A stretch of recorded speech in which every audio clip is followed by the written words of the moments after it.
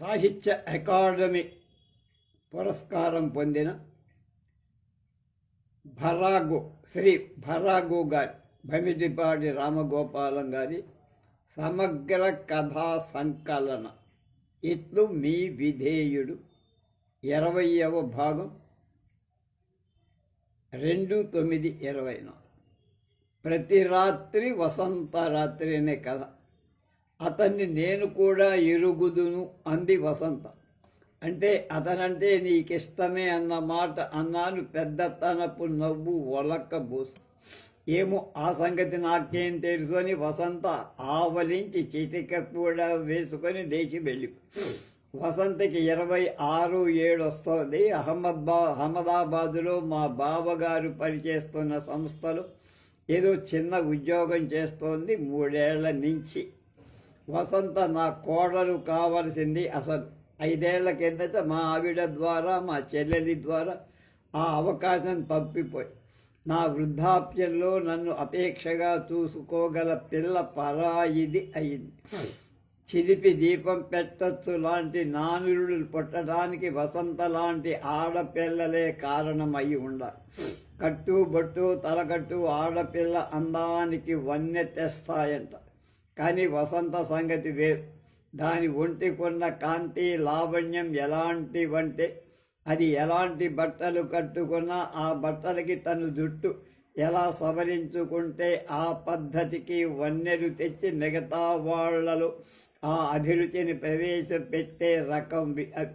సన్నగా ఉన్నా, పుష్టిగా పొడుగ్గా ఉన్నా, లలితంగా సమనసాయగా ఉన్నా, మెరుగ్గా ఉండే వసంత కేవలం విద్య వసగిన వినయం వల్ల, పెద్దల ఎడ గౌరవం మూలాన్నించి ఏర్పడిన మొహమాటం వల్ల మా అబ్బాయి మీద తనకున్న ఇష్టాన్ని, నా మీద తనకున్న ఆపేక్షను దాచేసుకొని వాడు చేజారిపోతూ ఉంటే చూస్తూ ఊరుకుండిపోయి. అప్పుడు వసంతకి 21. బావగారు అహ్మదాబాదులో ఉద్యోగంలో చేరిన కొత్తలో పుట్టింది వసంత్. అగ్రహారంలో తాతగారింట్లో దాని బాల్యం గడిచింది. తాతగారు నాయనమ్మ వసంతని ముద్దు చేశారే కానీ చదవ్వేయలేదు. చదవ్వేస్తే ఉన్నమతి కూడా పోతుందనే భయం చేత కాదు, ఆడపిల్లలు చదువుకోకూడదనే మా తాతగారు నాయనమ్మ నమ్మడం వల్ల 2 ఏళ్లు మా చెల్లెలి అత్తవారింటితో దెబ్బలాడగా వసంత విశాఖలో మా ఇంట్లో ఉంచి చదువులో ప్రవేశపెట్టడానికి ఒప్పుకున్నాం. 7వ ఏట బళ్ళు చేరినా అప్పటికే నాయనమ్మ నేర్పిన బాలరామాయణ శ్లోకాలు, సుమతి శతకం, భాస్కర శతకం, కాళహస్తీశ్వర శతకం, భర్తృహరినీతి శతకం అన్నీ కంఠత రావటం వల్ల పెద్ద బాల శిక్షలో ఉన్నపాటి లోకజ్ఞానం గలగ్రాహి అవటం వల్ల అన్ని క్లాసులో విజ్ఞాన దీపంగా వెలిగింది. కానీ 21వ ఏట ఇంకా బీకాం సెకండ్ ఇయర్లోనే ఉండిపోయి.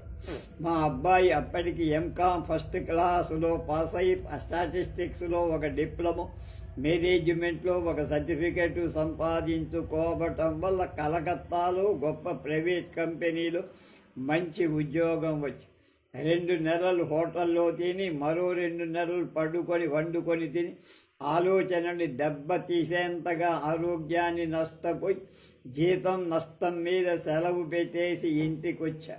అదేమిట్రా నా తండ్రి ఎలా చీపురు పుల్లయ్యలాగా అయిపోయావు అని మా ఆవిడ వాణ్ణి పొదివి పట్టుకొని కన్నీళ్లు పెట్టుకొని, అక్కడ భోజనం సరిగ్గా లేదమ్మా, ఏముంది వారం రోజుల్లో నీ చేతి వంటతో మళ్ళీ మామూలుగా అయిపోతానులే అన్నారు.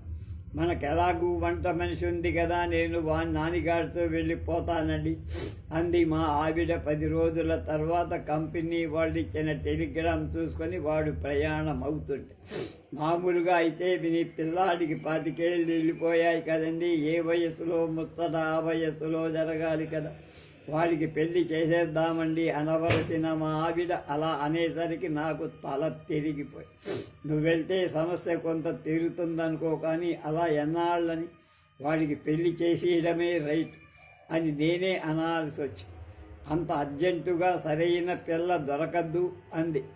సంకలో పిల్లని పెట్టుకొని ఊరంతా వెతికింద నీలాంటిదే ఎవరితో అన్నారు. హవ్వ అని అరచేతి దొప్పతో నోరు కొట్టుకుంది మావి. ఎదురి మేనరికం అచ్చిరాదన్న సంగతి కూడా మీకు పట్టలేదంటే మీ ప్రయోజకత్వం తెలుస్తూనే ఉంది. పైగా వసంతికి దేశం కాని దేశంలో ఇల్లు దిద్దుకునే వయస్సేది అని నా ప్రతిపాదనని వీటో చేసి సరిగ్గా ఆ రాత్రి అగ్రహారం వెళ్ళిన మా బావగారు చెల్లెలు వసంత దిగారు. అహ్మదాబాద్ వెళ్ళి మా చెల్లి మా ఆవిడ చెరు 500 నోట్లు పెట్టుకొని వసంతకి మా అబ్బాయికి పెళ్లి చేయటం శ్రేయస్కరం కాదని వేనేళ్లతో ఖండించి వీళ్ళ దృక్పథం మారాలంటే కొంచెం వ్యవధి కావాలని నేను అనుకుంటూ వసంతకి మెల్లగా బ్రెయిన్ వాషింగ్ ఇచ్చా. కలకత్తా లాంటి నగరంలో చిలకలు గోరింకలు ఎంత అందంగా కాలం గడుపుతాయో చెబుతూ మా అబ్బాయి మంచితనం గురించి ప్రశంసలు చేస్తూ ఓ మావయ్య నన్నుడుతావేమిటి అని వసంత మొహం అటు తిప్పుకొని ముసిముసిగా నవ్వుకునే స్థితికి తీసుకొచ్చిన వేళ ఇక్కడ ఒక మంచి సంబంధం కుదిరేట్టుగా ఉంది కనుక వసంతకి 10వ తారీఖు నుంచి వేసంగి సెలవులే కనుక డబ్బు ఖర్చు ఎక్కువైనా సరే 11వ తారీఖు ఫ్లైట్లో దాన్ని ఇక్కడికి పంపించంటూ బావగారు రాసిన ఉత్తరం వచ్చింది. ఆ తర్వాత నెల రోజుకి అహ్మదాబాదు నుండి వసంత కలకత్తా నుంచి మావాడు పనిచేస్తున్న కంపెనీ జనరల్ మేనేజర్ శేషాద్రి గారు ఒక్కరోజునే విశాఖ చేరారు. శేషాద్రి గారు వాళ్ళ అమ్మాయిని మా అబ్బాయిని ఒకరినొకరు బాగా ఇష్టపడిన సంగతి చెబుతూ ప్రస్తుత పరిస్థితుల్లో మీ అబ్బాయి మా అమ్మాయిని పెళ్లి చేసుకోవడం ఉత్తమం అని నచ్చ చెప్పడమై మీ వాడు 2 నెలల్లో డిప్యూటీ మేనేజర్ కావటం నాపూచి. పైగా మాకున్నది ఒక్క ఆడపిల్ల అంచేత అతను వేరే ఇల్లు కూడా కట్టుకో అక్కల్లా. అతను తెచ్చుకునే జీతం నెలలా మొత్తం మీకు పంపేసినా నేనేమి ఇబ్బంది పడం అన్నాడు శేషాద్రి గారు మా ఆవిడతో డైరెక్ట్గా. ఆయనేమి తంటున్నాడు మామయ్య అని వసంత నాతో ఎవళ్ళు లేకుండా చూసి ఏదో పెళ్లి సంబంధలేవే బావకి అన్నాను తేలి. బావని అడగక్కర్లేదా అని వసంత అడిగిన ప్రశ్న నాకు గట్టిగా గుచ్చుకుంది. కానీ మా ఆవిడ మా అబ్బాయి కలిసి ఈ పూచిక ముళ్ళుని సునాయాసంగా తీసేశారు. నాటికి నేడు బావగారు చెప్పా చేయకుండా వసంతని తీసుకొని హఠాత్తుగా ఎదురు మేనరికం అని మా వాణ్ణి అప్పట్లో వదిలేశారు. గోత్రం ఒకటైపోయిందని సుబ్బారావు గారబ్బాయిని జాచేశారు. నియోగ్యుల ఇంటిలో ఎలా ఇస్తామంటూ సీతారామయ్య గారి పిల్లాడిని కాదని సేర్. వసంత అంటే నాకెంత వాత్సల్యం ఉన్నా మీరందరూ కూడి ఇలా నేను తెచ్చిన ప్రతి సంబంధాన్ని తోలగొట్టేస్తూ ఉంటే ఇంక నేనేమిటి చెయ్యడం అని మా బావగారిని నిష్ఠూరం ఆడే. అన్నీ నిజమేనయ్యా, పొరపాటే అయిపోయింది. ఇప్పుడు నువ్వు కూడా దీనికి సంబంధాలు చూడడం నా వల్ల కాదంటూ తప్పుకుంటే అంత దూరాభారాన్ని నుంచి నేనేం ప్రయత్నాలు చెయ్యగలను. దీనికేమో తెల్లవారితే 26 వెళ్ళిపోతాయి. బీకాం ఫేస్ అయింది కనుక దీనికన్నా ఎక్కువ చదివిన వాడికే ఇచ్చి చెయ్యాలి. ఆ లెక్కని ఏ 30 ఏళ్ల వాడు కనీసం పోస్ట్ గ్రాడ్యుయేట్ ఖాళీగా దొరకాలి మనకి. ఇంతకీ వసంత పుట్టడం అయితే మా ఇంట్లోనే పుట్టిన పెరగటం మీ రక్షణలో కదా. నువ్వే దానికి తండ్రివి, అక్కగారే దాని తల్లి. అంచేత ఇంకా ఈ వ్యవహారం నువ్వు తేల్చాల్సిందే తప్ప అది నా వల్ల అయ్యే పని కాదు అన్నాడు బావుగా. ఉన్నట్టుండి నేనక్కడి సంబంధం చూసేయగలను. పెళ్లి కొడుకంటే బీరువాలో ఉన్న ఇస్త్రీ చొక్కా కాదుగా. పోనీ వసంతకి ఇన్నేళ్ళు వదిలేసున్నా బాగుండే. చదువు అయిపోయిందని అక్కడికి లాక్కెళ్ళావు. ఉట్టినే కూర్చోవడం ఎందుకని దాన్ని ఎత్తి మీద ఉద్యోగం తెచ్చిపెట్టి ఆ సాకుతో ఒకటి ఈ నెపం పెట్టి ఒకటి దానికి వచ్చిన సంబంధాలన్నీ తోలగొట్టేశారు. ఇప్పుడుట నేనుట వసంతకి సంబంధం చూడాలిట అన్నా. అదే చెప్తున్నాను. వారణాసి నరసింహం గారబ్బాయి కామేశ్వరరావు ఈ ఊళ్ళోనే ఏదో ఉద్యోగం చేసుకుంటున్నాడని తెలిసి అతనికి ఇంకా పెళ్లి కాలేదట. కిందటేడు వరకు వాళ్ళ చెల్లెలి పెళ్ళైతే తస్సా చేసుకోనంటూ ఆగేట. ఇంతట్లోకి వాళ్ళ అమ్మగారు పోవటం వల్ల ఏడాది సూతకం వచ్చి ఆగాడట. ఈ నెలాఖరిని వాళ్ళ అమ్మగారి సంవత్సరీకం అయిపోగానే పెళ్లి చేసుకునే ఉద్దేశంలో ఉన్నాడని తెలిసింది. ఆ పిల్లాడు కొన్నాళ్ళు నీ స్టూడెంట్ కదా, పైగా కట్నాలు కానుకలు తీసుకోకూడదని ఉపన్యాసాలు ఇచ్చి వ్యాసాలు రాసి బహుమతులు తెచ్చుకున్నట్ట. నువ్వు చెబితే తప్పకుండా వింటాడని బోలెడు ఆశలు ఎత్తుకొని వచ్చి కట్నం వద్దని అతనంటే కూడా మనం కావలసిన వాడి కలిగిన వాడి మనం ఇష్టపూర్వకంగా ఇస్తే కాదంటాడా అని నా ఐడియా. ఎలాగో మాటలు నడిపి వ్యవహారం సానుకూలం చెయ్యి బావా, నువ్వే కన్యధార పోసి పుణ్యం కట్టుకుందు గాని అన్నారు బావగా. ఆ అబ్బాయికి వయస్సు అయితే 31 కానీ అని కొంచెం కానీ ఏమిటన్న, కానీ ఏముంది, 30 ఏళ్లకే బట్టతలు వచ్చేసింది అతని. చూసి చూడగానే అదేదో రెండో పెళ్లి బాపతలా ఉన్నదని ఎవరికైనా అనిపిస్తుంది. కాకి ముక్కుకి అని ఆ మీద మాట అనలేదు నేను. ఊరికే వసంత వైపు మొహం తిప్పా. అతన్ని నేను కూడా ఎరుగుదును. అక్కడ మొదలుపెట్టి ఇక్కడ తీర్చాడు వసంత్. కామేశ్వరరావు ఊళ్ళోనే ఉన్నాడని నాకు తెలుసు, కానీ అతన్ని ఈ దృష్టితో నేనెన్నడూ చూడాల. బావగారి ఆశావాదం పూర్తిగా సమర్థనీయం కాదు, కానీ మరీ అంత నిరర్ధకం కూడా కాదనిపించి 4 పాయింట్లు ఆలోచించాక అందుకని రంగంలోకి దిగా. ఎంఎస్సి పాస్ అయ్యాక కామేశ్వరరావు బయోకెమిస్ట్రీలో చిన్న కోర్సు చేసి మెడికల్ రిప్రజెంటేటివ్గా కుదురుకున్నాడని తెలిసి ద్వారకానగర్లో నెలకు 700 రూపాయల అద్దె ఇస్తూ ఒక చిన్న ఇంట్లో సగం వాటాలో ఉంటాడు. ఇన్నాళ్ళు చెల్లి పెళ్లి కోసం ఆగడం వల్ల ఇంకా స్కూటరు అమర్చుకోవాలి. కంపెనీ వాళ్ళు పెట్టించిన టెలిఫోన్ ఉంది. తల్లిపోయాక మేనమామ అత్త వచ్చి అతనితో ఉన్నారు. వాళ్ళకి పిల్లలు లేరు.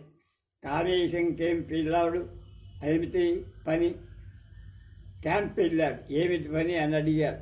నేను చేసిన ఫోన్ కాల్ తీసుకున్న ఆ మేనమామ అది ఫోన్లో చెప్పే భోగట్టా కాదు, నేనొచ్చి మాట్లాడతానని వెంటనే బయలుదేరి వెళ్ళా. వాడికి పెళ్లి చెయ్యాలని చూస్తున్నాను సార్. మీరు విన్నదంతా నిజమే.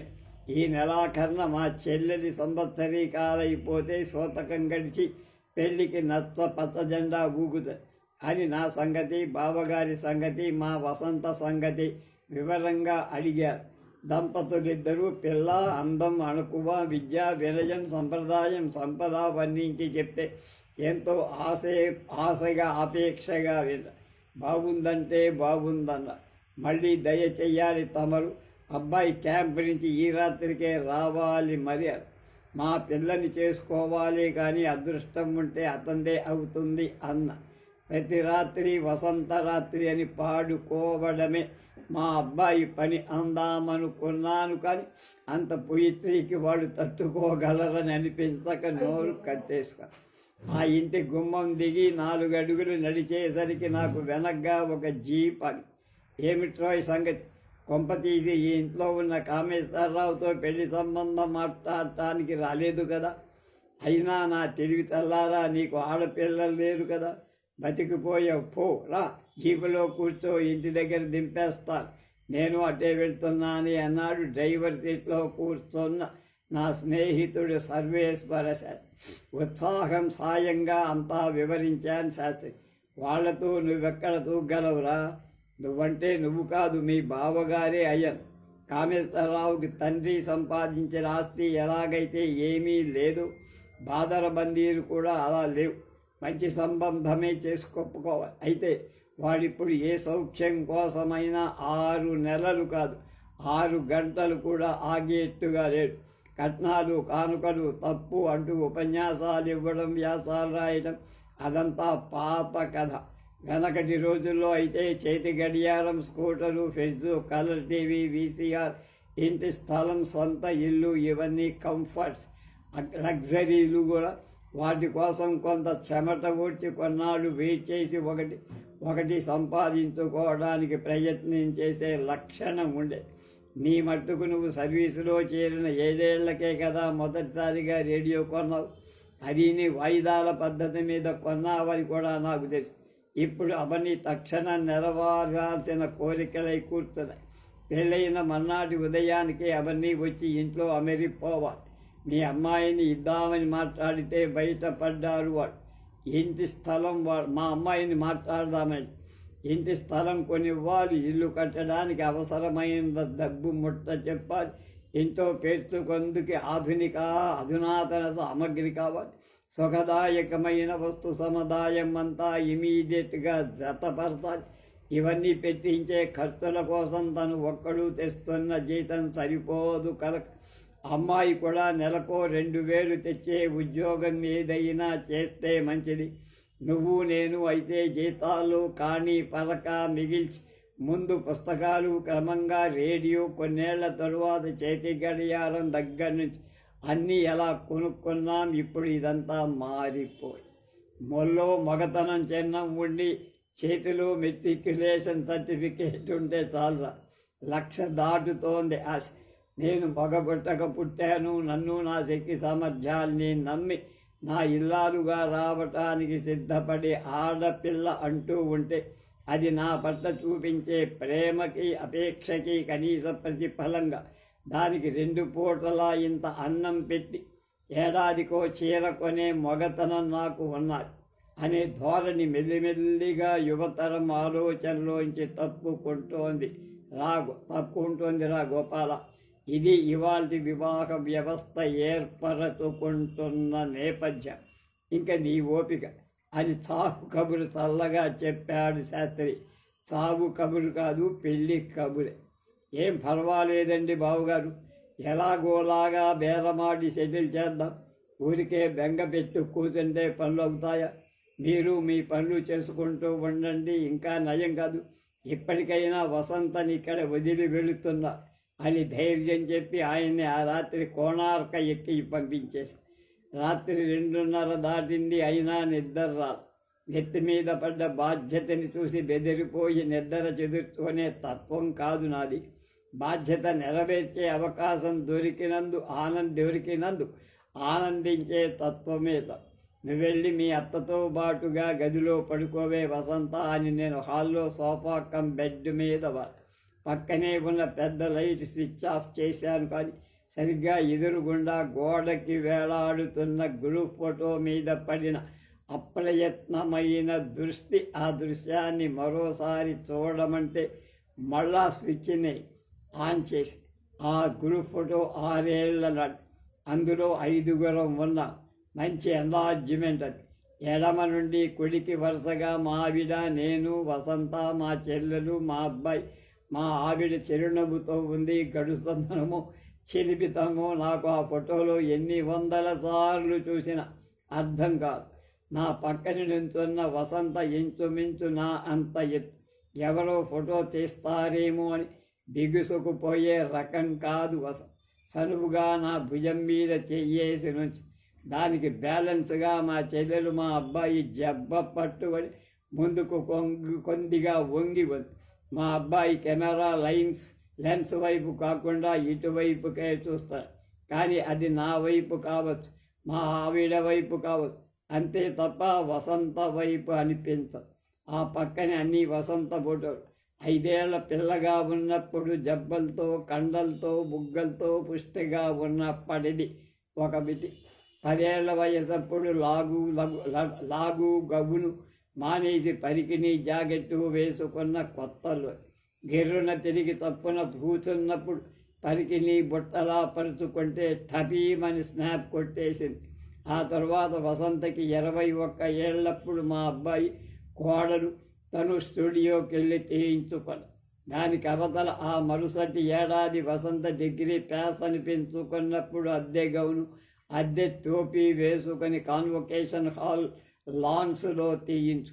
బహుశా అప్పుడు నేను చేసిన వేళాకోళం వసే వసంత, నీ తల ఇంత ఫ్లాట్గా తయారైందేమి అన్నది వసంతకి గుర్తు రాకపోతే బాగుండు. నా దగ్గర పెరిగి నా అపేక్షకి వాత్సల్యానికి పాత్రురాలైన వసంత కామన్ సైన్స్ అంటే కామన్గా ఎవరికి ఉండని సెన్స్, కామన్ సెన్స్ అంటే కామన్గా ఎవరికి ఉండని సెన్స్ అని నేనంటే స్పందించిన వసంత. 12 వయస్సు దాటినా అర్ధరాత్రి దాటాక నా పక్కలోకి చేరి మామయ్య నీ దగ్గర పడుకోవద్దా అంటూ నాకు ఒక చిన్నారి బిడ్డ నన్ను ఆపేక్షగా గౌరవంగా చూసే ఆడపేగు ఉందిలే అనే ధైర్యం కలగ చేసిన వసంత. నాకా బట్టల మిల్లులో ఉద్యోగం ఎందుకు మావయ్య, నీ సెక్రటరీగా వేసుకుంటే బాగుండు కదా అని గొప్ప మానసిక సుఖం కోసం ప్రలోభ పెట్టిన వసంత. ఎంత కని చూసేది కానీ ఎలా మరిచేది పోయేది. ఎవడికి ఇచ్చి ముడి పెడతానో కానీ వాడికి అర్హత ఉన్నా లేకపోయినా వాడి జీవితం ప్రతి రాత్రి వసంత రాత్రి అని పాటలాగా పాడాలి. ఎంత మాట మాస్టారు, మీరు నిజంగా నమ్మేస్తున్నారా? మీరు అవన్నీ నమ్మితే ఇంతకన్నా అవమానం నాకేం ఉండదు. మాస్టారు, ఇప్పుడు మీరు లెక్చరర్ కాకపోవచ్చు, నేను స్టూడెంట్ని కాకపోవచ్చు, కానీ మన మధ్య ఉన్న గురు శిష్య సంబంధం don't you think it is something eternal అన్న. మరి ఊరంతా అనుకుంటున్నారే నీకు ఆశ ఎక్కువని. అలా ప్రచారంలో పెట్టాల్సి వచ్చిందంటే మీరు కూడా నమ్మరు మాస్టారు. ఒక 5 స్టార్ హోటల్ ఉందనుకోండి, అక్కడ ప్లేట్ ఇడ్లీ ధర ఎంత ఉంటుంది? 8 రూపాయలు ఉండదు. సో టు సే అడ్డమైన వాళ్ళు వచ్చేసి ఇడ్లీ పట్ల సాంబార్ ఇంకొంచెం పొయ్యి అని న్యూసెన్స్ చేసేయకుండా ఆ ధరలు అలా ఫిక్స్ చేసి అన్వాంటెడ్ క్రౌడ్ని దూరంగా ఉంచుతారే తప్ప అది రియల్ కాదు మాస్టారు, నిజం. మీరు ఎలా చెప్తే అలాగా. మీ మేనకోడలికి నా ఆకారం అసహ్యం కాకపోతే నాకు అంతే చాలు. మిగిలిన మర్యాదలన్నీ బాష్, బంకం, ఎయిర్ బబుల్ అన్న. థ్యాంక్ యూ మై చైల్డ్ అని ఆనందంగా అరిచా. చిచి ఏంటి మావయ్య, చూడు నేను వసంతని, చైల్డ్ కాదు. గో మ్యాన్, అరే లుక్ హియర్ మ్యాన్ అంటావే, ఆ మ్యాన్. కళ్ళు తెరిచాను.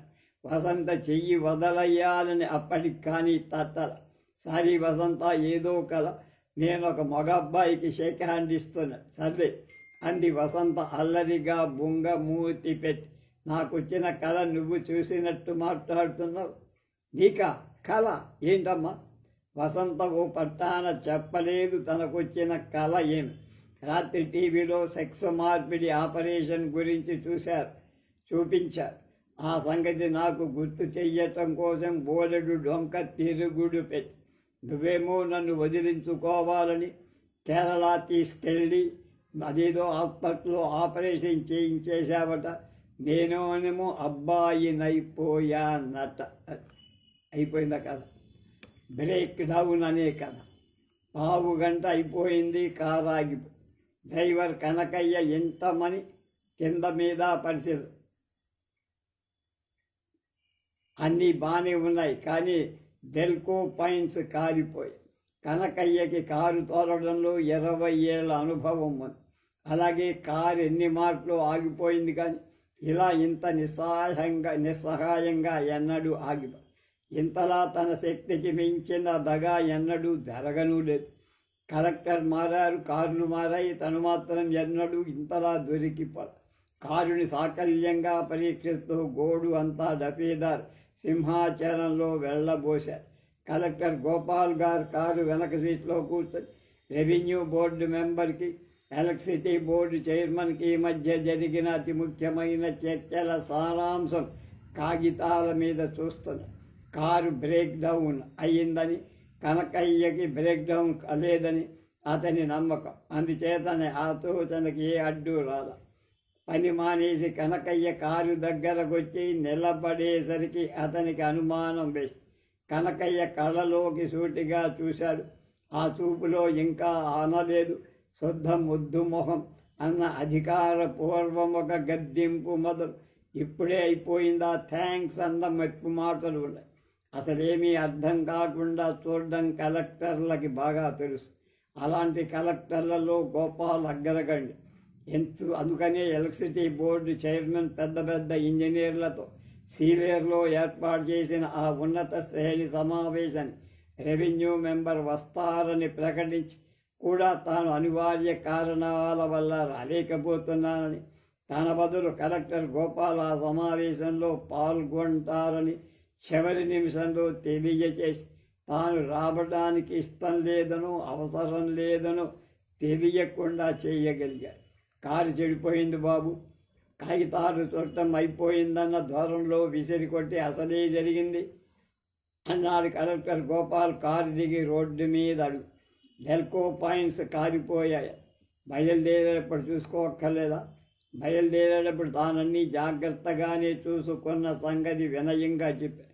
అంతటితో ఆగకుండా ఇలాంటి ప్రమాదం జరగటం ఎప్పుడో కానీ జరగదని, కావాలంటే చూడండి బోనెట్ ఎత్తి విషయమంతా వివరించి, వర్క్షాప్కి వెళ్తే కానీ పని జరగదండి, తోసుకెళ్ళటం కాని పని, మెకానిక్ కొన్ని సామాన్లు గట్రా పట్టమని చెప్పి కబుర్తో తోలెయ్యించండి అన్నాడు. సీలేరు వదిలి 15 మైళ్ళైనా వచ్చేసి ఉంటారు. రోడ్డుకు వైపు ఎత్తుగా కొండ, రెండో వైపు అగాధంగా లోయ. ఆ లోయ లోతులు తెలిసి కళ్ళు తిరిగి బెంగెట్టుకోకుండా పొదలు, ఇంకా కిందికి పెద్ద పెద్ద తేకి చెట్టు, దూరంగా నేల నింగి కలిసే చోట నీలపు జాడ. ఎత్తుగా కొండ మీద ఉండటం వల్ల ఆ నీలపు జాడ మరీ దూరంగా కనిపిస్తోంది, తోస్తోంది. లెక్కల్లో మాత్రం జ్ఞాపకం వచ్చింది గోపాల్కి. Distance to the apparent horizon, distance to the apparent horizon. Car బాగయ్యే మార్గం కానీ త్వరగా ప్రయాణం సాగే సూత్రం కానీ ఏదీ లేదు. అన్ని బస్సులు వెళ్ళిపోయాయి. ఆఖరి బస్సు సీలేరులో బయలుదేరినాకనే కారు బయలుదేరింది. బస్సును దాటేస్తాం 3 నిమిషాలు అన్నదాకా వచ్చింది. ఆగిపోయి కూర్చుంది కారు. ప్రాజెక్టుకి సామాన్లు తెచ్చేవాళ్ళు తెల్లారేదాకా బయలుదేరు. కార్లు ఆధార్ని వచ్చే అవకాశం కనబడదు. కొండ అందాలు చూడటానికి వచ్చే కార్లు రావాలి తప్ప. డ్రైవర్ కనకయ్యకి డబేదార్ సింహాచలానికి కూడా కాళ్ళు విరిచేసినట్టు ఉన్న మాట నిజమే. ఏ కారు జీపో తగలకపోతుందా, కనీసం వెళ్ళి చింతపల్లిలో పడకపోతామా అని వాళ్ళకి ధీమా. కానైతే కలెక్టర్ బాబు మాట. ఆ దారంట ఏ కారు జీపో రావాలి, కానీ వస్తే కలెక్టర్ గారికి లిఫ్ట్ ఇస్తారు. అందుకే అనుమానం లేదు. ఆ మాటకు వస్తే ఈ అడవి చూసి చేతులు అడ్డం పెడితే ఎవరడ్డం పెట్టినా ఆపుతారు, ఎవరైనా ఆపుతారు. నిలబడిపోయారు బాబు అని డ్రైవర్ కారు వెనక తలుపు తెరవబోయి. కాదులే, లోపల ఉక్కగా ఉంటుంది. తనకేమో కాళ్ళు చేతులు చల్లబడిపోయాయి. అందులోనూ సాయంత్రం నడి మధ్యాహ్నం కూడా చెట్టు నీడలో చలేసినట్టుంది ఆ కొండల మీద. మరి అటువంటిది కలెక్టర్ బాబుకి ఒక్కగా ఉండడమేమిటి? అవును, మరి వారు బంగళాలు, ఆఫీస్ ఎయిర్ కూలర్ల దగ్గర కూర్చునేవారు. మరి ఒక్కగా ఉండదా? 4 అడుగులు వేసి కాస్త ముందుకు వచ్చాడు గోపాల్. ఎలక్ట్రిక్ టవర్ లైన్ నడివెత్తి మీదుగా దూరాలకు పోతాడు. తలెత్తి చూశాడు. అతని వెనక వడుస్తున్న సింహాచలం కూడా తలెత్తి చూశాడు అలవాడు. ఈ ఎలక్ట్రిక్ టవర్స్ లైన్స్ మీద అక్కడక్కడ టెలిఫోన్స్ ఉంటాయనుకుంటా కదా? అవును బాబు, సప్పర్ల కాడుంది కానీ 10 మైళ్ళు ఇక్కడికి అన్నాడు. అక్కడికి నడిచి వెళ్ళి ఫోన్ చెయ్యటానికి ఎంతసేపు పడుతుంది? డ్రైవర్ కూడా వచ్చాడు. మేమిద్దరం వెళితే అక్కడ తమరొక్కరు ఇక్కడ ఉండలేరండి అన్నాడు. ఇద్దరు ఎందుకు? సింహాచలం వెళతాడు. ఈ సంద పొద్దున రోడ్డు మీద ఒక్కరూ వెళ్ళలేరని. మంచిది కాదు, జంతువు గట్రా వచ్చినా చేసినా. అదా, పోనీ ఇద్దరూ వెళ్ళండి, కారులో కూర్చుంటా, నాకేం భయం లేదన్నా. బయట నిలబడ్డమే రైట్ అండి. ఏదైనా కారు లారీయో వస్తే ఆపు చెయ్య. ఊరుకుందు నువ్వు మరీను. దొరగారొక్కరు నిలబడితే ఎవరికి తెలుస్తుంది? అది నిజమేననిపించింది గోపాల్. వాడు లేచి సమయంలో ఏదైనా కారు రావచ్చు, చెయ్యి ఆపి చూడవచ్చు. కానీ నేను ఈ జిల్లా కలెక్టర్ని, నర్సీపట్నము, చింతపల్లు లిఫ్ట్ ఇవ్వండి అని తనంత తాను అభ్యర్థించడం కష్టాల్లో కల్లా కష్టం. కార్లు గల తరగతిలో సగం మంది ఇలాంటి కష్టాన్ని నమ్మటం కష్టం, ఆదుకోవటం అంతకంటే కష్టం. ఏదో వస్తున్న తప్పుడు వినిపించింది దడద. సీలేరు వైపు నుంచే మాట్లాడకన్నట్టు చూశాడు కలెక్టర్. చెవులకు పదును పెట్టాడు. ఆ లారీ వస్తోందన్నాడు. బస్సేమో అన్నాడు సింహ. చూడు అనిపించాడు కనుక. ఘాట్ రోడ్డు మీద కింద నుంచి పోటుకి ఎగశ్వాసలు పొగలు కక్కుకుంటూ ఆక్రోశించుకుంటూ వస్తోందొక లారీ. ముందుగా పొగ, తరువాత దానికి ముందుగా లారీ కనపడేంత దట్టంగా పొగ వదులుతుంది. రోడ్డు వంపులు కంటికైతే కనపడుతున్నాయి, కానీ ఆ లారీ 2 ఫర్లాంగుల రోడ్డు ఎక్కి వచ్చేసరికి 2 నిమిషాలైనా పడు. కనకయ్య సింహాచలం రోడ్డుకు అడ్డంగా నిలబడి చేతులు ఊపారు. డబాలా వేసుకున్న తెల్ల యూనిఫామ్లో బంటోదు, డబాలా వేసుకోకుండా కాకి యూనిఫామ్లో డ్రైవరు, అల్లంత దూరాన బిస్కట్ కలర్ సూట్లో రాజటీవీతో అధికారి కనపడగా నిట్టూర్పులు విడుస్తున్న లారీ నీరసంగా నిలబడి ఆగి కంగారు పడకుండా ధీమాగా నడుచుకుంటూ సింహాచలం లారీ దగ్గరికి వెళ్ళి కలెక్టర్ గారు అన్నాడు పిడికిలి బిగించి బొటన వేలుతో చూపిస్తే.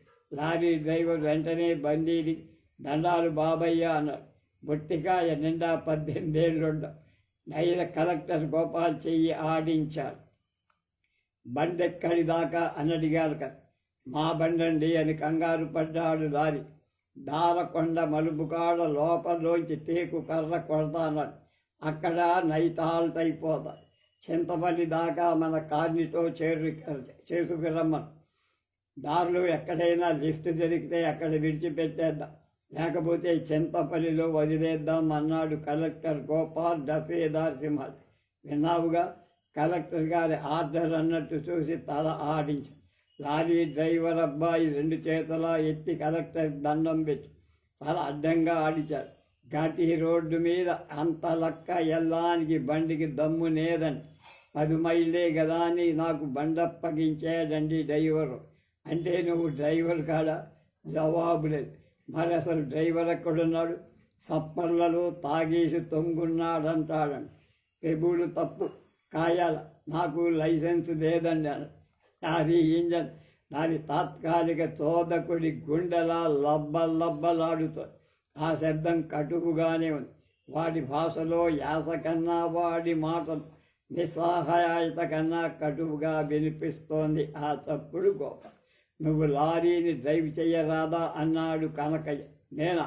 నాకు రాదండి, అసలే డిపోలో బండి, అందులో ఘాటీ రోడ్, ఒకదానికొకటి వద్దు బాబోయ్ అన్నాడు కనక. 1/2 నిమిషం అలా నిశ్శబ్దంగా నిలబడ్డాడు కనక. వాడిని పోనివ్వండి, మళ్ళీ ఈ అవకాశం తప్పిపోతుందేమో అన్నట్టుగా లారీ కుర్రాడు తిరిగి దండాలు పెట్టుకుంటూ చెంగున లారీలోకి ఎక్కిపోయి గేరు మార్చి లారీని నిట్టూర్చి నడిపారు. ఆ నిట్టూర్పు రొద తగ్గేసరికి నిమిషం పట్టి, ఆ నిమిషంలో ఆ రాత్రికి మీకు మిగిలింది ఈ నల్లని పొగలాంటి చీకటేనర్రా అని ఏదో ఒక చిక్కని భయం కొండంతా వ్యాపించి ఆ లారీతో దారకొండ గోడి కాడికి వెళ్ళిపోయి ఉండాల్సింది అన్నాడు సింహాచలం. డ్రైవర్కి మాత్రం వినపడే. ఇంకో గంట పాటు ఏ బండి కానీ రాకపోతే అప్పుడు ఆ పాటు ఎలాగో పడాలనుకున్నాడు కనకయ్య. వాచి చూసుకున్నాడు కలెక్టర్. 5:20. వాచి చూసుకున్నాడు కలెక్టర్. 6:00. దూరంగా ఎర్రని ఆకాశంలో అస్తమిస్తున్న సూర్యుడు కాంతి ధరి వెంటనే ఆర్డర్స్ వేసే వీలు లేని కలెక్టర్గా ఉన్నాడు. ఆ ఎర్రని బింబాన్ని ఇంత ఎత్తు నుంచి చూడడం తన నుంచి తానే వేరైపోయి ఒక ఎత్తులోంచి తనలోకి తాను చూడటంలా ఉంది. దఫేదారి సింహాచలం రోడ్డు మీద బాసింపట్టు వేసుకొని కూర్చున్నాడు. పొదతాడు నుంచి అప్పుడే బయట పడుతున్న డ్రైవర్ కనకయ్య నోట్లోంచి బయట పడుతున్న పొగ కనపడి వీళ్ళిద్దరూ వంతుల వారీగా 1/2 గంటకు ఒకసారి పొదలోకి వెళ్ళి రావడం, పొగలోకి వెళ్ళి రావడానికి అన్నమాట. తలుపు క్లిక్ మనిపించారు కలెక్టర్ గోపాల్. డ్రైవర్ కనకయ్య పరిగెత్తుకు వచ్చాడు. దఫేదార్ సింహాచలం నింపాదిగా బాసింపట్టు విప్పుకొని నడిచి వస్తున్నాడు. అన్నాడు గోపాల్. సార్, మనం ఇక్కడ నైట్ హాల్ట్ అయినా ఏమదో చెప్తాం, మరి బండేది రాలేదు కదండి. ఏ మనుషులో మీరు, వెధవ మొహాలు, బయలుదేరేటప్పుడు అన్నీ చూసుకునే ఆడవరు, ఎక్కడ దొరికారు అని విసుక్కున్నాడే. కానీ కలెక్టర్ గోపాల్కి తను చేసిన తప్పు లాంటిదొకటి చిన్న విషయం జ్ఞాపకం. తాను సీలేరు కాన్ఫరెన్స్కు వెళుతున్నాడని చింతపల్లి తహసీల్దార్కి మొన్ననే తెలుసు. సీలేరు చింతపల్లి తాలూకాలు. నిన్న ఉదయం 4 గంటలకి తాను విశాఖలో బయలుదేరాడు. చింతపల్లి చేరేసరికి 7:30. అప్పుడు అక్కడ బంగళాలు, తహసీల్దారు, దొరగారి బ్రేక్ఫాస్ట్కి తగిన ఏర్పాట్లు చేశారు. అతని తాలూకాలో క్యాంపు కదా, అతను రావాలని సిద్ధపడు. అతని దగ్గర ల్యాండ్ రెవెన్యూ డ్రైవ్ కోసమని ఎక్కడి నుంచో తెచ్చి అలాట్ చేసిన జీపుని కలెక్టర్ గారు క్యాంప్ క్లర్కేనా లేకుండా బయలుదేరుతున్నా. ఆ జీపు తీసుకొని నేను కలెక్టర్ గారితో వస్తానని ఆఫర్ చేశాను. నీ తాలూకాలో పరిపాలన ఎలా ఉందో నేను చూడటానికి వచ్చినప్పుడు వద్దు కానీ నా వెంట ప్రస్తుతం ల్యాండ్ రెవెన్యూ వసూళ్ళు పొగడు అని అతన్ని కలెక్టరే ఆపేది. అతని మంచివాడే పాపం, కానీ ఎందుకో అతని ముఖం చూస్తే తొందరగా వెళ్ళిపోవాలనిపిస్తుంది. అకారణంగా చికాకు. అతను ఆ జీపు ఉంటే నా కారు అతనికి ఇక్కడ కాపలా పెట్టేసి నేను టింగురంగాని విశాఖపట్నం వెళ్ళిపోయి ఉండేవాణ్ణి అనుకున్నాడు కలెక్టర్. ఇక్కడ ఎలాగో చిత్తం, ఇక్కడ ఎల్లాట్లో అంటుంటే చిత్తం ఏమిటి మొహం. నేనొక్కడనే కారు వెనక సీట్లో పడుకుంటే మీరిద్దరూ రోడ్డు మీద పడుకుంటారా? జంతువులు ఉన్నాయవి బంధువులు, అవి మిమ్మల్ని ఎత్తుకుపోవు. నిజమేనండి, ఇందమ్మటి ఏయన్నా గుడిసెలున్నాయేమో చూస్తాను బాబు అన్న. ఇంకో గంటుండి బయలుదేరు. అవతల చీకటి పడుతోంది, కనపట్టంలా. ఇంకెప్పుడు చూస్తా? మరేనండి, ఇందాక లారీతో దారకొండ గుడి పోతే తీసిపోండి అందుకో. గుడి ఏం గుడి? గుడేనండి, దారాలమ్మ గుడి అంటారండి. అక్కడ ఒకరిద్దరు మనుషులు రాత్రికి ఆల్ట్ చెయ్యొచ్చు సార్, బాగుంటుంది. ఇక్కడికి ఎంత దూరం? 2 మైళ్ళు ఉంటుందో. ఏమిటి? కరెక్ట్గా తెలియదు సార్ అన్నాడు డ్రైవర్ పరమ వినయ్.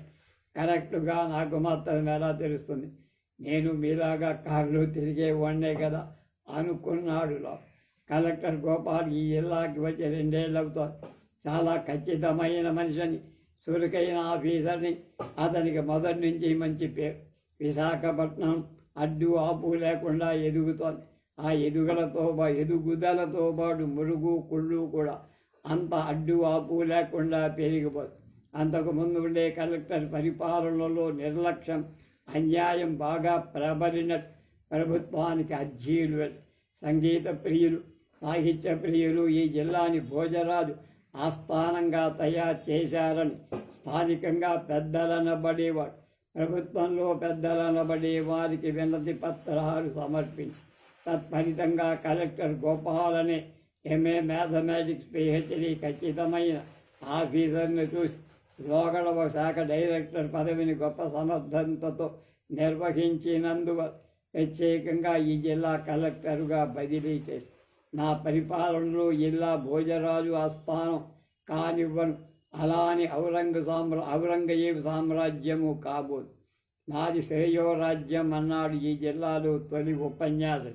నా విష్ణు పృథివీపతి అన్న మాట నిజమే కానీ సాక్షాత్తు ఆ విష్ణుమూర్తి వారే వేంచేసిన ఉన్నట్టుండి విశాఖపట్నం పూర్ణ మార్కెట్లో కూరగాయల ధరల్ని కానీ ఆ మార్కెట్ చుట్టూ పేరుకుపోయిన బురదను కానీ ఏమీ చెయ్యలేకపో.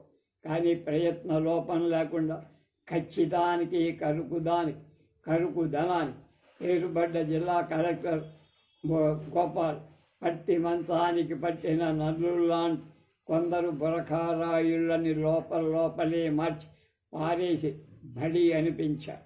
అతడు ఏ విషయాన్ని కానీ ఆలోచించి కానీ అనుమానించకుండా ఆర్డర్ వేయ. అనుమానించడం ద్వారా సత్యం బయటపడుతుందని, అవనుమానం ద్వారా అహంభావం చల్లారుతుందని అతని సిద్ధాంతం. దాదాపు 2 మైళ్ళు నడిచేలోగా కలెక్టర్ గోపాల్ సుమారు 2 ఏళ్ల నుంచి ఈ జిల్లాలో తాను చేసిన పనులు, ఎదుర్కొన్న సమస్యలు, అనుభవించిన సంఘర్షణలు, చక్కబరిచిన ఘర్షణలు కొన్ని జ్ఞాపకం వచ్చి జనాన్ని కింద అధికారుల్ని అనుమానించి ఇంకా ఆర్డర్స్ వెయ్యని కొన్ని విషయాల మీద తను ఇంకా ఎంతెంత సత్యాన్వేషణ చెయ్యాలో అది మనసులోకి వచ్చి క్యాంప్ కలెక్టర్ అయినా వెంట తీసుకొని రాని ఈ క్యాంపులో తన కారు డ్రైవర్కి, తన ఆలోచనకి తగిన బ్రేక్ డౌన్ మనస్సును బాధపడుతూ పెడుతూ ఈ రాత్రి భీమకవి శాపం తగిలిన రాజకళింగ గంగుల కరదీపక లేకుండా నడిచిపెట్టి దారకొండ గుడిలో అభోజనం పడుకోవాలన్నమాట. ఆకలి తీరకపోవడం పెద్ద సమస్య కాదు కానీ తీర్చుకోలేకపోవడం వల్ల కలిగే అవమానం మాత్రం తప్పకుండా పెద్ద సమస్య. హోదాకి భంగం రాకుండా ఈ రాత్రి గడుస్తుందా? గుళ్ళో ఆముదపు దీపం అఖండ జ్యోతిలా వెలుగుతుంది. ఎవరు కట్టించారో అమ్మవారి గుడి చిత్రంగా ఉంది. అమ్మవారి మహత్వ వల్లనే ఈ కొండ మీద లారీలు నడుస్తున్నాయి. తప్పకుండా లారీలు కార్లు తోలేవాళ్ళు నమ్ముతారు. అంచేతవాడు కొబ్బరికాయలు చిల్లర డబ్బులు ట్రిప్పుకు ఇస్తారు. గుడి ఎదురుగా కొండ ధార ఉంది. నీళ్లు 320 రోజులు ఉంటాయి. అంచేత అమ్మవారికి ధారలమ్మ అనే పేరు వచ్చిందని స్థల పురాణం కూడా చెప్తా. కొండ జనం ఆ అమ్మదారిని దారలమ్మ అంట. కొండ మీద జల అవిచ్ఛిన్నంగా కాలంలో ప్రవహిస్తుంది. టైం 8:40. ట్రాన్సిస్టర్లో సంగీత కచేరీ వస్తుంది. గోపాలకి సంగీతం అంటే అయిష్టం ఏం లేదు, కానీ అతనికి బోధపడదు. 3-4 గంటలు సంగీత కచేరీలకు వెళ్ళి తలకాయలు ఊపేసి పెద్ద తెలిసినట్టు తాళాలు వేసే తెచ్చుకోడు దర్జా కూడా అతనికి బోధపడ. ఇవేమీ బోధపడకపోవటం వల్ల తన పరిపాలనా దక్షతకి ఏం లోపం లేదని, ఆ స్థాయికి తగిన శక్తి తన వ్యక్తిత్వానికి రసికతకి లోటు లేదని అతను చాలాసార్లు తనను తాను సమర్థించుకొని, అలా సమర్థించుకోవటం మాత్రం లోపం కాదా అని తనను తాన్ని చూసి తానే నవ్వుకో. డ్రైవర్ కనకయ్య దొంగ వెధవ.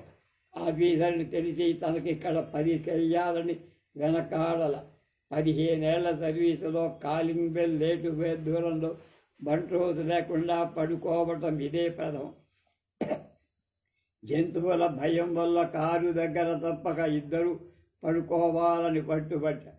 డ్రైవర్ కనకయ్య, తమరు కారులో పడుకోలేరు, వద్దు కూడా. తమరు గుళ్ళో పడుకోండి, మేమిద్దరం కారులో పడుకుంటాం అన్నాడు వినయం. ఉట్టి పడే పట్టుదల. నన్ను చంపేసినా నేను ఒక్కనే పడుకోలేనండి బాబు అని అన్నాడు. వాడికి అన్ని మాటలు వచ్చని ఇప్పుడే తెలిసి. అధికారి కనుక అధికార హోదా ఉండాలి కనుక తప్ప ఇక్కడ బంట్రోజు అవసరం అట్టేలేదు. కారణం గుడి వాంచి పకడ్బందీగా ఉండదు. ఒక్కడు పడుకున్నా వచ్చి పడే ప్రమాదం ఏం లేదు. గర్భగుడి మండపం 2 భాగాలు.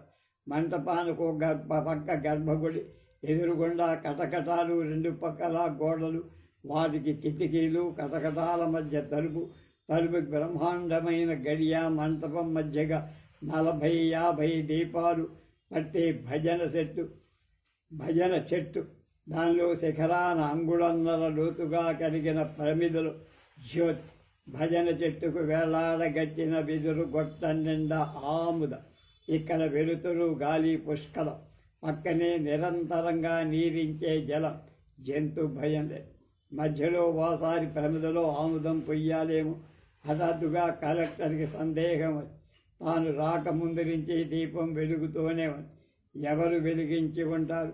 ఎప్పుడు ప్రమిదలో నిండా ఆముదం ఉంది, నిన్నటి దీపం కాదు. సందేహానికి సమాధానం తలుపు చప్పుడే. ఎవరది అనుకోకుండా కలెక్టర్ గొంతు స్థాయి. ఓరు బాబు లోపల లేచి ద్వారం వద్దకు నడిచి వచ్చాడు. ద్వారం అవతల ఒక వృద్ధుడు నిల్చబడ్డాడు. అతని భుజం మీద ఒక చిన్న బిడ్డ నిద్రపోదు. తలుపు తీయండి బాబు. మాట తీరు చూడగానే ఏజెన్సీ మనిషి అనిపించి, సో నాకితను తోడన్న మాట అనుకోండి. అతను లోపలికి వచ్చేసరికి బిడ్డ చేతిలో ఉండగానే గర్భగుడి దాకా వెళ్ళి తలుపు తీశారు. గుప్పు మంది కుంకం వాసన. గర్భగుడిలోంచి ఖాళీగా ఉన్న చేత్తో పక్క చుట్ట తీసుకొచ్చాడు. నేల మీద పడేసి కాలితో ఒక తాపు తన్నాడు. అది అడ్డదిడ్డంగా విడింది. బిడ్డని దాని మీద పడుకోబెట్టి నక్క మీద పక్క మీద మడతలు లేకుండా సరిచేశాడు. భుజం మీద దుప్పటి కప్పారు. కలెక్టర్ ద్వారం దగ్గర నిలబడి అంతా చూస్తున్నాడు. మసలాడు పక్క పలవడం అవగానే తను తలుపు గడియ పెట్టాడు. వచ్చి తన పక్క మీద కూర్చున్నాడు. ముసలాడు ఎవరు నువ్వని అడుగుతున్నాడు. తనని అలా అడిగినవాడు 20 ఏళ్లలో వీడే మొదలు.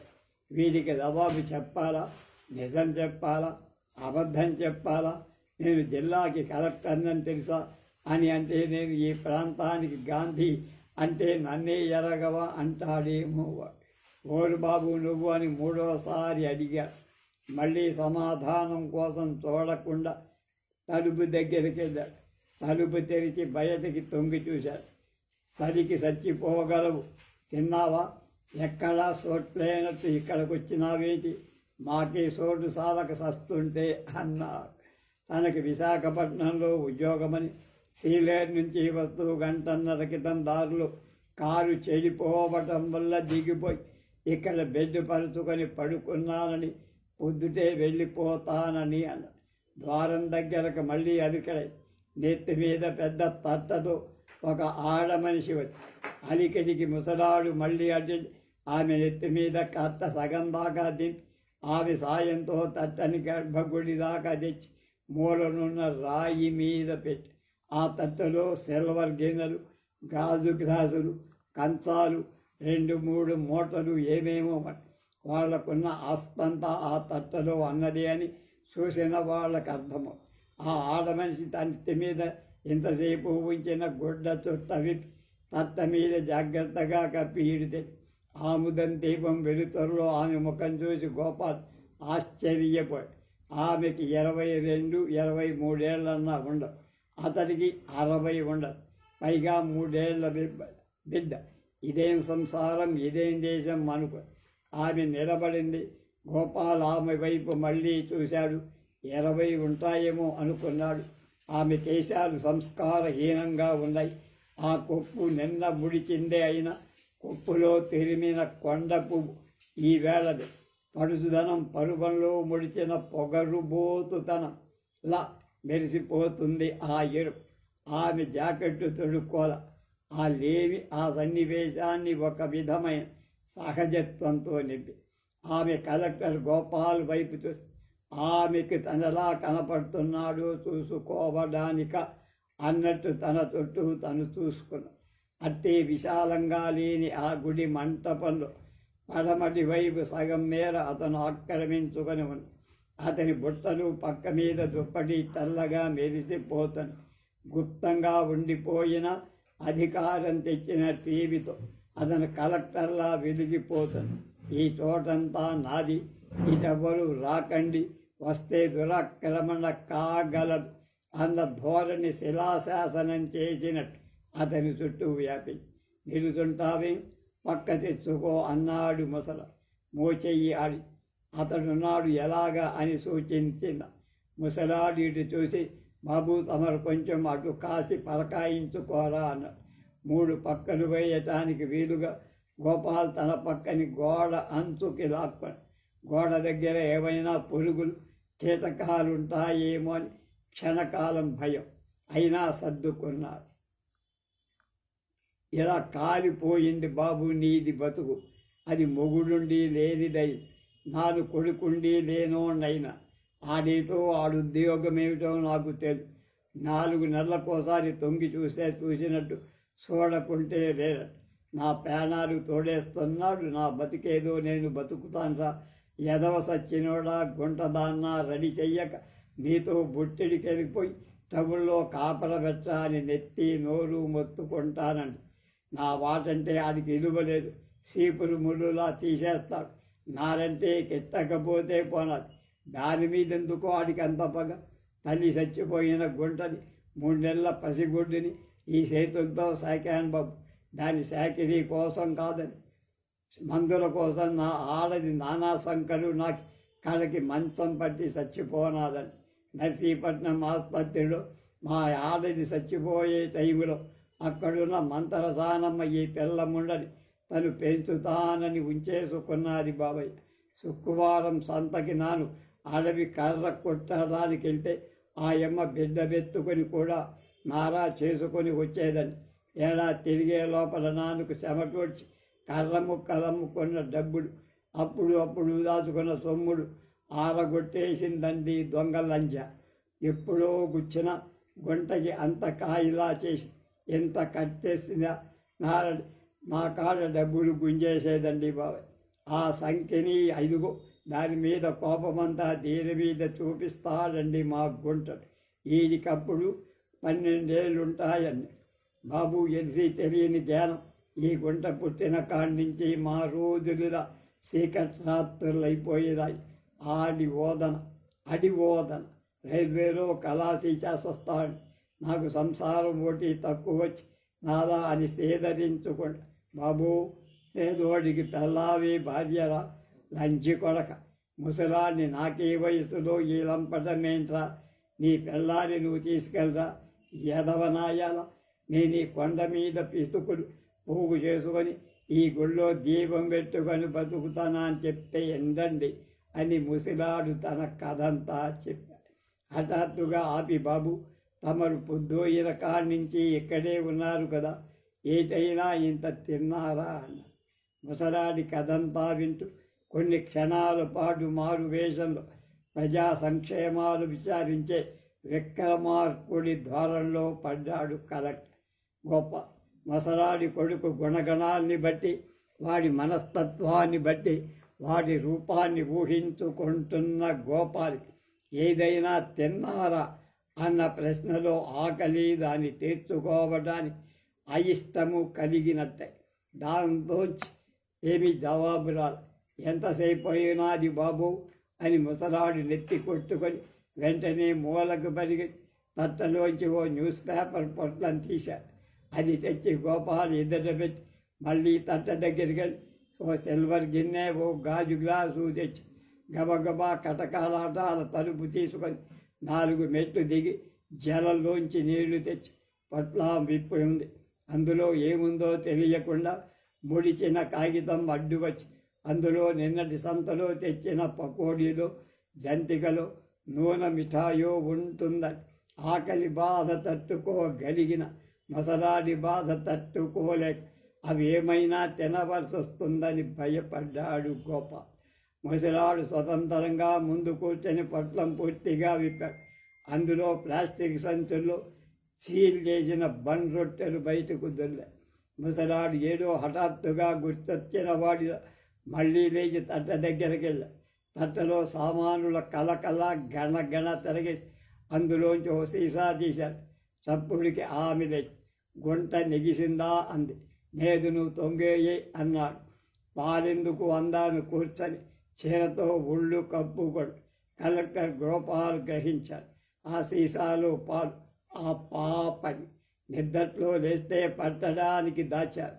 ఈ ఆర్ధరాన్ని తనవైపు తిప్పుకోవడానికి ఏ డిస్ట్రిక్ట్ మ్యాజిస్ట్రేట్కి పవర్స్ లేవు.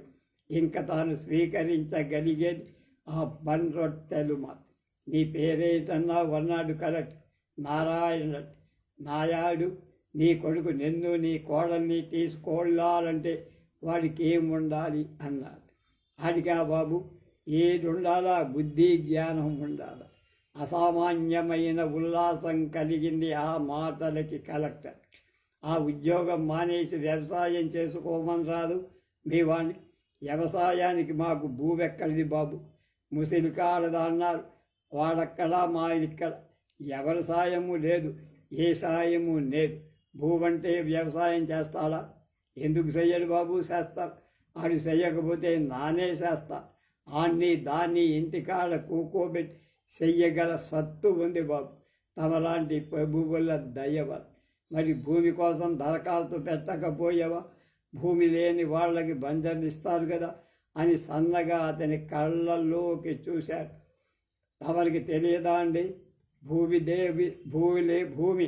లేనోళ్ళకి భూమిస్తారని 3 ఏళ్ల నాడు నా చేత కాగితాల మీద ఏలి ముద్దలు వేయించుకున్నారు. 6 చుట్టూ చింతపల్లి తాలూకా ఆఫీసుకెళ్ళి ధరలకి దండాలు పెట్టుకున్నా, కాగితాలు రాపించుకున్నా, కాగితాలు చదివించుకున్నాం కూడా. అంటే డబ్బులు ఇచ్చావు నండి బాబు. ఆ బాధలన్నీ జ్ఞాపకం చెయ్యకండి బాబయ్య. నాకు తెలిసిన వాళ్ళు ఉన్నారు, మీకు చెప్పి భూమి ఇస్తా, కాగితం పెట్టు. నారాయణకి భూమి ఇచ్చే అదృష్టం చింతమంది తహసీల్దారు వరించల. ఆ కాగితం భద్రంగా విశాఖపట్నం తీసుకువచ్చిన కలెక్టర్ గోపాల్ దాని మీద అందమైన స్వదస్తీరితో విశాఖపట్నం తహసీల్దార్కి ఆజ్ఞలు జారీ చేసి ముద్ర పంపిస్తారు. క్యాంపు గుమస్తాని పిలిచి ఆ కాగితం సంగతి ఎక్కడైనా నోట్ చేసుకొని వారం రోజుల తర్వాత ఓసారి 10 రోజులయ్యాక రెండోసారి 12 రోజులయ్యాక ఆఖరిసారి తహసీల్దార్కి టెలిఫోన్ మీద గుర్తు చెయ్యమన్నారు. 13వ రోజు అయ్యేసరికి నారాయుడికి విశాఖపట్నం తాలూకాలు 5 ఎకరాల భూమి పట్టా ఇవ్వడం జరగకపోతే దానికి బాధ్యులెవరో కనుక్కోవడం వరకే క్యాంపు గుమాస్తా గారి పూచి వాళ్ళ కలెక్టర్ దర్శనం అయాచితంగా దొరికి ఆ పైన రాజు కలుసుకుంటే దెబ్బల కొలవ. ఏడాది తర్వాత కలెక్టర్ గారు కారు డ్రైవర్ మద్దిపాలెంలో ఇల్లు కట్టుకున్నాడు. గృహప్రవేశాన్ని ఎవరిని పిలిచా వస్తామన్నారు. వచ్చేవాళ్లే కొని ఎందరిని పుంచినా ఎవరికి తృప్తి కాదు. 20 ఏళ్ల బట్టి కలెక్టర్ గారి డ్రైవర్ని కదా, ఒక్క కలెక్టర్ కూడా ఈ ఇంటికి రాలేదే అని ఏదో బాధ పీకింది. సమయం మించిపోకుండా పనులు చేసుకునే సమర్థుడు కనుక సమయానికి తగిన మాటలాడి ఆహ్వానం అభ్యర్థన అందజేశారు. పీడిత ప్రజల అభివృద్ధికి, సన్నకారు రైతుల సౌభాగ్యానికి పరవశించే కలెక్టర్ అతని ఇంటికి పావనం చేశారు. పంతిని 10 మంది మధ్య గర్వంగా నిలబడి ఉపన్యాసం చెప్పాడు కలెక్టర్. కనకయ్య నుంచి డ్రైవర్ కానీ కనకయ్యకి ఒక్కసారి బ్రేక్ డౌన్ నేను ఎదిగినవంతరు అంతే కదా అన్నాడు. ఒక్క క్షణానికి తెలివి తెచ్చుకొని 2 చేతులు జోడించి చాలు మా ప్రభు తమరు నన్ను కాపాడారు, రెండోసారి బ్రేక్ డౌన్ వద్దు అన్నాడు కనక. అనగా ఒక డ్రైవర్. ఆ డ్రైవర్ పేరు కనకయ్య. 4 ఏళ్ల కిందట ఓసారి విశాఖపట్నం కలెక్టర్కి అంత మీద ఆగ్రహం వచ్చి తీతన్ని నర్సీపట్నం కలెక్టర్ దగ్గర పనిచేయమని ట్రాన్స్ఫర్ చేసి ఆర్డర్ అమలు జరగకుండా కనకయ్య సెలవు పెట్టి సీలేరులో అప్పుడే పని మొదలు. గవర్నమెంట్ ఉద్యోగంలో ఉంటున్న కనకయ్య సెలవు కాలం వృధా కాకుండా ప్రాజెక్టుకి సామాన్ చేరేసేందుకు టెండరు పొందిన ఒక కాంట్రాక్టర్ దగ్గర లారీ తోలటానికి కుదిరాడు. కాలక్షేపం కోసం చేసే ఉద్యోగంలో కాలక్షేపం కావటం కోసం చింతపల్లి నుండి నారాయుడు కూతుర్ని సీలేరు తీసుకుపోయాడు. 4 నెలల పాటు రెండో జీతం సుఖం, రెండో పెళ్ళాం రుచి దొరికాయి. రెండో ఉద్యోగం వదిలిపోయే ముందు రెండో పెళ్ళాన్ని వదిలించుకోవటంతో దాన్ని తనతోటి డ్రైవర్లు కొందరికి, కాంట్రాక్టర్ మేస్త్రీలకి, ఇంకా తనకి దండాలు పెట్టి నాటు మందు కొట్టించిన వాళ్ళకి పరిచయం చేశారు. రోజు రోజుకు పెరిగిపోతున్న బాధ భరించలేక కనకయ్య రెండో పెళ్ళ లబోదిబోమని మొత్తుకొని చింతపల్లి వెళ్ళి అప్పటిదాకా తనెక్కడుందో తెలియక కొట్టుకు వస్తున్న తండ్రికి సీలేరు తీసుకొచ్చి తగాదా పెట్టి ధారాలమ్మ గుడి దగ్గర కొబ్బరికాయ కొట్టడం కోసం వచ్చే పోయే లారీలు, కార్లు, జీపులు, ట్రక్కులు అన్నీ ఆపుతారు. 5 నిమిషాలు ఆగాలన్న వాళ్ళకి అరకప్పు జలతో నీళ్లు తప్ప టీ లేదు. గుడికి కొంచెం తూర్పు పైన కొండ చదును చేయించి అక్కడ గుడిసె వేయించి టీ కొట్టు పెట్టించాడు. సంతలో దొరికే చవక మిఠాయి, బన్ రొట్టెలు, టీ అమ్ముతూ నారాయుడు కూతురు ఒళ్ళు దాచుకోకుండా కొటేషన్స్ పనిచేసి అడిగిన వాడికల్లా ఆకలి దాహం తీర్చాయి. పోటీ లేకుండా దాని వ్యాపారం అలా సాగింది. కూతురి బతుకు బండలు చేశాడని నారాయుడు నీ మీద కలెక్టర్ గారితో ఫిర్యాదు చేస్తా అంటూ కనకయ్యను బెదిరిస్తున్నాడు. ఊర్లంజ కొడక ఆగల, నీకు నీ కూతురి 5 ఎకరాల భూమి రాసిస్తా అంటూ కనకయ్య తప్పుకుంటూ ఉన్న. కనకయ్య వాళ్ళకి 5 ఎకరాల పొలం రాసి ఇవ్వాలంటే కనకయ్యకి ముందుగా ఏ కలెక్టరు కనీసం 10 ఎకరాల భూమి పట్టా ఇవ్వాలి. వాడికి అదొక్కటే కాదు కదా పెళ్ళం. తన చేత చక్రం తప్పించుకొని వాళ్ళే కానీ తనకు భూచక్రం ఇచ్చినంత సమస్యకి చక్రం అడ్డేసిన కలెక్టర్లు కనపడలేదు కనకయ్యకి. గోపాల్తో చింతపల్లి తాలూకాలు 5 ఎకరాలు ఇస్తే ఏ పాడి, 50 ఎకరాలు ఇస్తే మాత్రం ఏ పాడి, అంతా కొండ డొంక తుప్ప. నారాయుడు చేత సమయం చూసి పెట్టించిన కాగితం మీద నారాయణమూర్తి వారి దయపడింది. ఆ చింతపల్లి తహసీల్దార్ మొహం ధర్మమాని ఆ కాగితం విశాఖపట్నం తహసీల్దార్ మొహాన పడి క్యాంపు గుమస్తా గారి ఫోన్ కాల్స్ పుణ్యమాని ఆ ఇచ్చే 5 ఎకరాల మెట్టే కాక మాగాణిలో రేసపు పాలెంలో రోడ్డు పక్కన వచ్చి పడ్డాయి. అక్కడో ఎకరం 20,000. నంజర్ పట్ట నారాయణ్ పేరున వచ్చిన 4వ రోజున పవర్ పట్ట తన పేర వ్రాయించుకున్నాడు కనకయ్య. భూమి మీద వెంటనే లేఅవుట్స్ తయారించి ఇచ్చట ప్లాట్లు అమ్మబడును అని బోర్డు తగిలించి బాలాజీ హౌస్ బిల్డింగ్ సొసైటీ అనే ప్రైవేట్ సంస్థ వారు ఆ లేఅవుట్ అంతా కొన్నారు.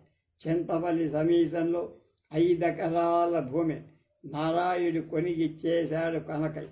ఇస్తానని 5 ఎకరాలే కాక 500 రూపాయలు నారాయుడు కూతురి చేతిలో పెట్టి నీకు నాకు ఇక ఏ విధమైన సంబంధం లేదని చెప్పేసి పెళ్ళాం పేరిట 20,000 బ్యాంక్ అకౌంట్, మద్యం పొలంలో 4 గదుల డాబా, అంతో ఎంతో అనుభవం, పలుకుబడి, వీటిని మించి కనకయ్యకేం మిగిలింది పాపం. అది కథ. రేపు దేవుడు చేసిన మనుషులారా మీ పేర్లేమిటి?